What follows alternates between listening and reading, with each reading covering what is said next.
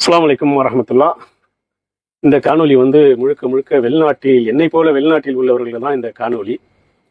வெளிநாட்டில் வந்த நோக்கம் என்ன, நம்ம நோக்கம் என்னன்னு சொன்னா பணம் சம்பாதிக்க வேண்டும் என்ற ஒரு நோக்கத்துக்காக தான் நம்ம வந்தோம். நம்மளுடைய வாழ்க்கையை தரத்தை உயர்த்த வேண்டும், நம்மளுடைய குடும்பங்களையும் நம்மளுடைய உறவுகளையும் பிள்ளைகளையும் மேன்மைப்படுத்த வேண்டும் என்பதற்காக தான் நம்ம வெளிநாட்டில் வந்திருக்கோம்.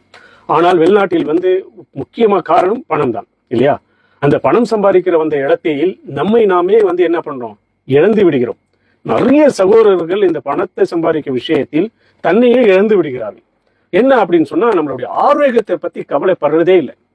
குடும்பம் பணம் பணம் பணம் அப்படிதான் யோசிக்கிறோம் தவிர அந்த பணத்தை சம்பாதிக்க பணத்தை நாம் எப்படி அது செலவு பண்ணி மகிழ்ச்சியா இருக்கணுமா அப்படின்றது நம்ம யோசிக்கிறதே கிடையாது. இல்ல அதை நம்ம அனுபவிக்கிறது எப்படி அப்படின்னு சொல்லி நிறைய பேர் பணம் சம்பாதிச்சிருப்பாங்க, அதை அனுபவிக்க முடியாம அவங்களுடைய வாழ்க்கையை முடிக்கக்கூடிய ஒரு செய்தியை தான் நிறைய பார்க்குறோம். ஒன்று, அவர்களுடைய இறுதி நாளாக கூட மரணம் கூட அடைந்திருக்கிறார்கள் வெளிநாட்டில் பணம் பணம் பணம் சொல்லி. ஏன் என்று சொன்னால் அவர்களுடைய சரியான ஒரு ஆரோக்கியத்தை அவர்கள் கவனிக்கிறது கிடையாது. ரெண்டாவது, உயிர் இருந்தும் உடல் இருந்தும் அந்த உடல்ல ஒரு ஆரோக்கியம் இல்லாம போகக்கூடிய ஒரு செயலை நம்ம பார்க்கணும். ஆரோக்கியத்தை பத்தி சிறிதளவு நம்ம கவலைப்படுறதில்லை. பணத்துக்கு பணத்துக்காகவே நம்ம கவலைப்படுறோம் தவிர நம்மளுடைய உடலை பத்தி பெரும்பான்மை மக்கள் வெளிநாட்டில் இருக்கக்கூடிய சகோதரர்கள் உடலை பத்தி கவலைப்படுறதே இல்லை. அதிகமான நோயை வைத்து தான் நம்ம இருக்கிறோம். சக்கரை நோய், அந்த நோய், இந்த நோயின்னு சொல்லி நிறைய நோய்கள் தான். பணத்தை சம்பாதிக்கிறோமோ இல்லையோ அந்த பணத்தை பின்னாடி போய் வியாதிகள் சம்பாதிக்கக்கூடிய ஒரு நிலை தான் உருவாக்கி இருக்கிறது வெளிநாட்டில் உள்ள. இப்போ இந்த வெளிநாட்டில் இருக்கக்கூடிய சகோதரர்கள் சிந்திக்கணும். உங்களுக்காக தான் இந்த காணொளி. சிந்திச்சு செயல்படுங்க. எந்த அளவுக்கு பணம் முக்கியமோ அந்த அளவுக்கு உங்களுடைய உடலும் ஆரோக்கியம் முக்கியம். அதற்கு நம்ம என்ன செய்ய வேண்டும் என்று சொன்னா ரொம்ப சிம்பிள் தான். பெருசாலாம் நம்ம என்ன பண்ண தேவையில்ல, நிறைய கஷ்டப்பட வேண்டாம் தெரியும். நம்ம செய்யக்கூடிய அந்த செயல்களை கவனமாக செய்ய வேண்டும். நாம் எடுக்கக்கூடிய உணவை சரியான முறையில் உணவு எடுக்க வேண்டும். இந்த நேரத்தை எந்தெந்த நேரத்தில் உணவு எடுக்கணும், சாப்பிடணும் அப்படின்னு சொல்லி அந்த அலட்சிய போக்கை தவிர்த்து விட்டு, இது என்னுடைய உடல், இது ஒரு அமானிதம், இது இறைவன் கொடுத்த ஒரு அருள் அப்படி என்று கவலைப்பட வேண்டும்.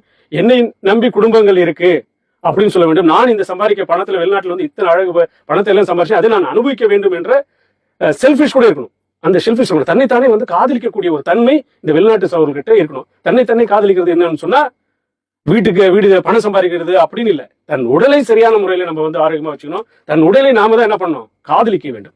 அப்போதான் நம்ம உடல் ஆரோக்கியமா இருக்கும். அதற்கு முக்கியமாக காரணம் என்ன அப்படின்னு சொன்னா இந்த உணவு பழக்கம். உணவு பழக்கம் என்றது உணவே உண்றதில்லை. காலை உணவுன்றது அறவே கிடையாது அப்படின்னு சொல்ற அளவுக்கு வெளிநாட்டுடைய வாழ்க்கையுடைய சகோதரர்களுடைய வாழ்க்கை ஆயிடுச்சு. காலை உணவை தயவு செய்து காலை உணவு எடுங்க, ஏதாவது சாப்பிடுங்க.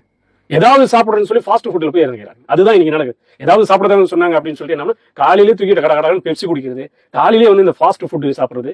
இதை முதல்ல தவிர்த்துங்க. இந்த ஃபாஸ்ட் ஃபுட்டுல தான் நிறைய வியாதிகள் இருக்குன்னு சொல்லி ஏராளமான டாக்டர் எல்லாம் சொல்றாங்க. இதில் கொஞ்சம் கவனம் செலுத்துங்கள். அடுத்தது என்னன்னு சொன்னா, வெளிநாட்டுல தெரியும் உங்களுக்கு எப்படிப்பட்ட வெயில். இப்ப இந்த கோடை காலத்துல தான் இருக்கிறோம். 50க்கு மேல இருக்கா இல்லையா? அப்போ அதுல நம்ம தண்ணீரை அதிகமா குடிக்கிறது மறந்தே போயிடுறோம். அந்த டியூட்டியோடைய அந்த சீட்ல போய் உட்காந்துட்டோம் அல்லது வண்டியில போய் உட்காந்துட்டோம், வேலையின்மை போய் நம்ம சிஸ்டத்துக்கு முன்னாடி உட்காந்துட்டோம்னு சொன்னா மறந்தே போயிடும். அதனால என்ன பண்ணுங்க, ஒரு பாட்டில் தண்ணியை பக்கத்திலே எடுத்து வச்சுங்க.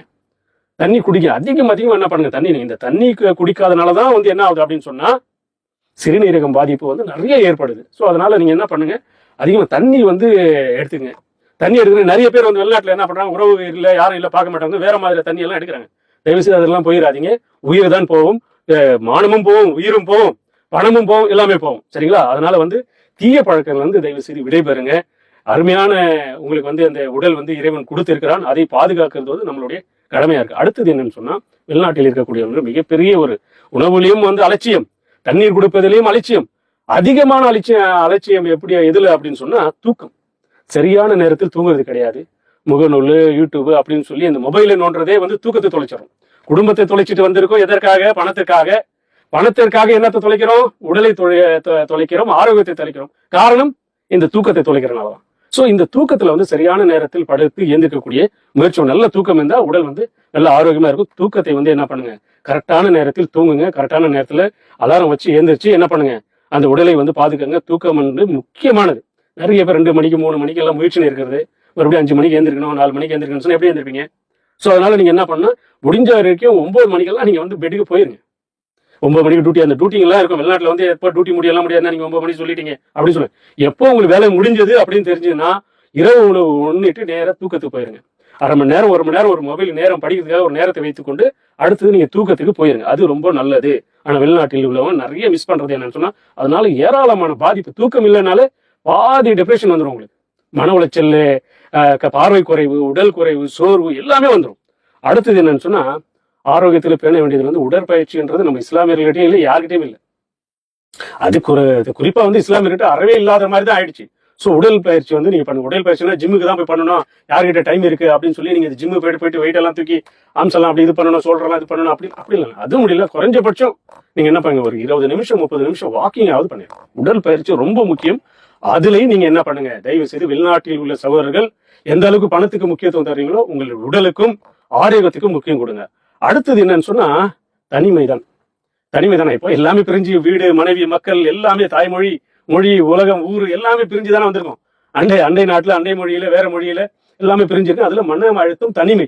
இந்த தனிமையில என்ன ஆகும்னா மன அழுத்தங்கள் கூடும். நல்ல நண்பர்களை தேர்ந்தெடுங்கள், நல்ல நண்பர்களிடத்தில் பழங்கள். அதிகமா குடும்பத்தார்களோட நீங்க என்ன பண்ணுங்க, உங்களோட நேரத்தை செலவு செய்யுங்க. குடும்பத்தாருடன் என்ன பண்ணுங்க, மனம் விட்டு பேசுங்கள், மகிழ்ச்சியாக பேசுங்கள். அங்கேயும் உங்களுக்கு பாதி ஆரோக்கியம் வந்துடும். அதனால வந்து இப்போ நிறைய வந்து டெக்னாலஜி எல்லாம் வந்து அந்த காலத்துல மாதிரியா இருக்கிறோம். இதை பாருங்க, வீடியோ காணொலியில வீடியோ மூலியமா உங்களுடைய வீட்டுல வந்து என்ன பண்ணுங்க, ஆரோக்கியமா அமைதியாக பொறுமையாக குடும்பத்தோட வீடியோ காலில் பேசி உங்களுடைய நேரத்தை வீடியோ காலில் பேசி என்ன பண்ணுங்க, அது மாதிரி செய்யுங்க. மன அழுத்தங்கள் குறையும். அதனால அன்புக்குரிய வெளிநாட்டில் சகோதரர்களே, இந்த 5 விஷயங்களை நீங்க ஒழுங்கான சரியான முறையில் கடைபிடிச்சாலே உங்களுடைய ஆரோக்கியத்தை வந்து நீங்க பேண முடியும். தயவு செய்து, எதுக்காக நம்ம வந்திருக்கோம், பணத்துக்காக தான் வந்திருக்கோம், பணம் சம்பாதிக்க வந்திருக்கோம். ஆனால் இங்கே நம்ம உடலை வந்து என்ன, நம்ம ஆரோக்கியத்தை இழந்துடக்கூடாது. குடும்பத்தை இழந்து எல்லாம் இருந்து ஆரோக்கியம் கடைசியில நம்ம போய் நோய்வாய்ப்பட்டு இருக்கக்கூடிய ஒரு நிலைமை நமக்கு வந்துடக்கூடாது, யாருக்கும் வந்துடக்கூடாது. வல்ல இறைவன் உங்களுக்கும் எனக்கும் ஆரோக்கியமான உடலை வந்து கொடுக்க வேண்டும் என்று சொல்லி பிரார்த்தனை செய்த நம்ம உடலிலும் ஆரோக்கியத்திலும் என்ன பண்ணுங்க, கவனம் செலுத்துங்க. உணவுல கவனம் செலுத்துங்க. அதிகமாக வெளிநாட்டில் வந்து இருக்கக்கூடிய ஒரு சகோதரர்கள் இந்த பெப்சி, கோலா, இந்த இதெல்லாம் குடிச்சு சிறுநீரகம் பாதிப்பு, அந்த பாதிப்பு, நிறைய பாதிப்பெல்லாம் வருது. ஸோ அதனால ஃபாஸ்ட் ஃபுட் எல்லாம் தவிர்த்து உங்களால் எந்த அளவுக்கு நல்ல ஒரு தரமான ஒரு உணவு எடுங்க. நீங்களே சமைச்சு சாப்பிடக்கூடிய ஒரு முயற்சி பண்ணுங்க. நல்ல ஒரு ஆயில் எல்லாம் வந்து நல்ல ஆயிலை வந்து பயன்படுத்தி உடல் ஆரோக்கியமா வச்சுக்கோங்க. வெளிநாட்டில் இருக்க நிறைய பேர் வந்து இங்கே ஃபெயிலியர் ஆகுறது எதுல அப்படின்னு போனா, பணம்னு சொல்லி பணத்திலே வந்து நம்ம வந்து என்ன பண்ணிடுறோம், உடலை வந்து ரொம்ப வந்து என்ன பண்ணிடுறோம், லூஸ் ஆக்கிடுறோம், உடம்பை வந்து இழந்துடுறோம். உடல்ல கவனம் செலுத்துங்கள் என்பதுக்காக தான் இந்த வெளிநாட்டில் வாழக்கூடிய சகோதரர்கள் கவனம் செலுத்துங்க. ஜஸாக்கல்லாஹ் ஹைர்.